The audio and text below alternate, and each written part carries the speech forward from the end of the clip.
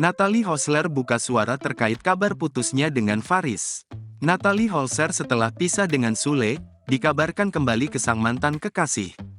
Hingga mencuat kabar kalau mereka akan menikah dalam waktu dekat. Namun, kabar itu pupus dengan jarangnya kebersamaan Natalie dengan Faris, sang kekasih. Apa benar mereka sudah putus? Sempat mengaku menjalin hubungan serius, Natalie Holzer dan Faris Utama justru dikabarkan putus. Padahal, Faris Utama kabarnya sempat melamar Natalie Holzer saat janda komedian Sule itu berulang tahun. Keduanya juga digadang-gadang akan menikah tahun 2023 ini. Apalagi Faris juga sudah dekat dengan putra Natalie Holzer dari pernikahan dengan Sule. Namun mendadak keduanya dikabarkan putus. Rumor ini berhembus di media sosial lantaran netizen mendapati Natalie yang mulai jarang terlihat bersama pria yang disebut berprofesi sebagai pengacara tersebut.